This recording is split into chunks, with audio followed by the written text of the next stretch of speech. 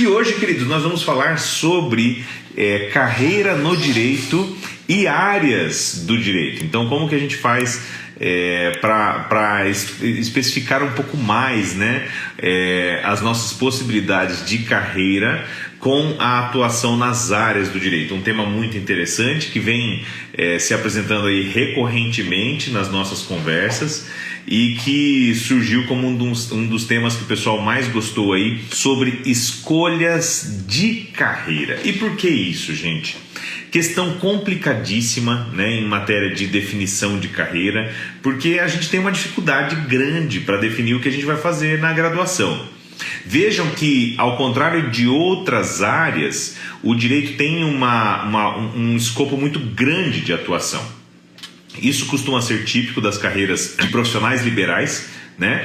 Agora, não quer dizer que em todas as carreiras seja a mesma coisa, né? Vejam que na engenharia tem muito isso também. Você pode ir para um caminho ali da parte de cálculo estrutural, ou você pode ir para um caminho igual o Vinícius, que está sempre aqui com a gente, que é da área de execução. Ao mesmo tempo, na medicina, você tem várias áreas da medicina para atuar, e no direito não é diferente. A questão do direito é a seguinte: no direito você muda a profissão, porque você pode ser jurista, que é advogado, advogada, você pode ser jurista que é defensor público, você pode ser jurista que é juiz, você pode ser jurista que é delegado, você pode ser jurista que é titular de cartório, etc. E ao mesmo tempo, você também pode ser uma pessoa que tem uma atuação diferenciada em áreas do direito e, como eu sempre defendo aqui também com vocês, uma diferenciação dos setores da economia com os quais você atua. Então, isso é algo muito importante e que a gente quer fazer essa conversa aqui com vocês hoje, tá? Eu vou dar alguns exemplos, pessoal, bem específicos, né, para vocês terem uma ideia aí do que a gente gostaria de discutir, tá? E eu vou dar um exemplo prático aqui para vocês, que também tem uma aplicação teórica, tá? Mostrando aí qual é a grande riqueza de você ser especializado em setores da economia e também em áreas do direito. Então vamos lá, gente. Imaginem que você é uma advogada, um advogado especializado em transportadoras. Então você atua muito com transportadoras, empresas que atuam no setor de transporte rodoviário. Veja que é um negócio bastante especializado, né? Você tem uma atuação especializada, o que do meu ponto de vista é muito positivo, e com base nessa atuação especializada você já vai estabelecendo aí uma prática, né, no seu escritório. O que eu acho que é muito rico aqui é você conhecer as áreas do direito que se enquadram àquele setor da economia, tá? Um exemplo para vocês, do ponto de vista de conhecimento do direito tributário, tá? Nós temos um ponto muito importante do direito tributário, que são as estratégias relativas às execuções fiscais. Então, digamos que esse nosso cliente que tem transportadora está sofrendo uma execução fiscal, uma cobrança de tributos, tá? O que nós temos na realidade, gente, é que essa cobrança de tributos, ela é um processo executivo específico para os créditos do fisco, que pode ser tributário ou não tributário, mas o que importa é que esse seu cliente deve tributos, né, em si de ICMS sobre a atividade de transporte intermunicipal interestadual, e aí justamente por causa disso, esse cliente deve ICMS e não pagou esse ICMS. Vejam, quando a gente analisa esse caso e o seu cliente recebe uma execução fiscal lá de, digamos, R$50 mil, você começa a fazer a análise do caso e você pensa qual é o tipo de coisa que dá para fazer. Se você pensa com a cabeça do direito civil, vai dar certo? Não, a gente já sabe que vai dar problema. Por quê? Com a cabeça do direito civil, a gente resolve casos de direito civil, a gente não resolve casos de direito tributário. Então, o primeiro ponto é que você tem que pensar com uma estratégia do direito tributário. E a estratégia do direito tributário aqui, gente, passa pela suspensão de exigibilidade. Quem quiser, né? A gente já foi até para um campo aqui de aula de direito tributário, mas vamos lá. passa pela suspensão de exigibilidade do crédito. Chegamos num ponto que é um ponto teórico muito importante: suspensão de exigibilidade do crédito tributário. Para quem estiver anotando, anota aí, está lá no artigo 151 do Código Tributário Nacional. E aí você que é advogado da transportadora, você que é advogada da transportadora, deve se especializar na atuação em transportadoras, mas não pode prescindir do conhecimento teórico para atuar com a transportadora. O que esse conhecimento teórico vai te trazer de riqueza? O fato de que, em você sabendo que aquele seu cliente está respondendo uma execução fiscal de R$50 mil, mas os bens que esse cliente se utiliza para exercer a atividade são bens de um valor muito mais elevado, tá? Digamos que o seu cliente da transportadora aí utiliza conjuntos lá de caminhão e implemento, né? Carreta, de R$1 milhão comprados novos, tá? Então digamos que cada um desses equipamentos usado vale R$500 mil. Quando você vai lá e tem um bloqueio de um bem de R$500 mil por causa de uma dívida de R$50 mil, o que você recomenda para o seu cliente? Você passa para ele e fala: não, assina esse contrato, me dá aqui essa procuração, que a gente vai imediatamente ingressar com uma ação para declarar que esse débito é indevido? Não. Sabe o que você faz? Na própria execução fiscal, pega R$50 mil e deposita. Isso se chama depósito do montante integral. Apresenta um depósito do montante integral, porque pelo depósito do montante integral suspende-se automaticamente a execução fiscal, gente.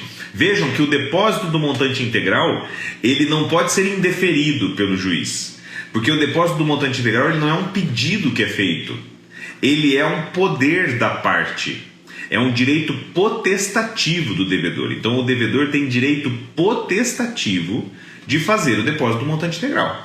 Uma vez tendo feito o depósito do montante integral, está suspensa a exigibilidade do crédito imediatamente, tá? Você não pede a suspensão, você informa no processo que houve o depósito do montante integral. Desde que seja um depósito em dinheiro do montante integral, ou seja, de tudo que deve, está suspensa a exigibilidade nos termos do artigo 151 do Código Tributário Nacional. Vejam, por que esse exemplo que eu dei aqui para vocês é tão importante, pessoal? Porque ao mesmo tempo em que você precisa combinar áreas do direito para atuar junto a esse cliente, é muito importante que você seja especializado no setor da economia.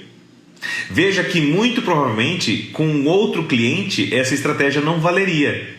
Por quê? Se você tem outro cliente que tem bens de valor menor, ou se você tem um cliente que não tem bens, não tem imóveis, não tem veículos, não tem nada, e ainda por cima não tem depósitos em dinheiro. Se você tem um cliente nessa situação, a estratégia é completamente outra. Você vai se manifestar no processo? Não, você vai utilizar outra estratégia. Fica claro então quando eu falo para vocês, gente, que a atuação no direito tributário depende do setor da economia com que você está agindo, e depende das características, depende das características do cliente. Faz sentido quando eu falo isso para vocês? Digam aqui para mim no chat, tá? Porque é justamente isso que a gente precisa ter de experiência em matéria de direito tributário. Conhecer materialmente o direito que se aplica, para, utilizando esse direito, você ter as ferramentas para atender um certo setor. Veja que muitas vezes o que acontece é que essa atividade, tá? Esse trabalho que é feito junto aos clientes, ele depende de várias áreas, da integração de áreas. E é justamente por isso que hoje a nossa conversa vai nesse sentido, de como que vocês podem trabalhar a integração de áreas do direito, tá? Eu já dei alguns exemplos para vocês aqui. Um dos exemplos que eu mais gosto é a integração da área de direito de família com direito tributário, algo que as pessoas não imaginam muito, né? Mas o pessoal De fato, precisa muito. Quando você vai trabalhar com a área de direito de família, tá? E você atuando com clientes de direito de família, é necessário, evidentemente, que para atender esses clientes você tenha um conhecimento de direito tributário. Ah, professor, mas eu sou especializada em direito de família. Sim.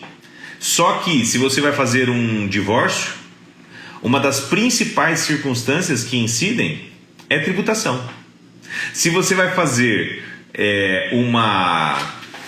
uma sucessão, uma das principais circunstâncias que devem ser avaliadas é tributação. Em matéria de sucessão, por exemplo, você vai ter problemas gravíssimos se você não conhecer a tributação. Na esfera das sucessões, eu tive uma consulta na sexta-feira de um aluno do Entenda. Um aluno do Entenda Direito Tributário me falou: professor, eu estou atendendo aqui no escritório um caso de uma sucessão. E já tinha sido feita a escritura, o cliente veio para mim para eu corrigir, e a Receita está cobrando o ITCMD 2 vezes. Perceberam ou não?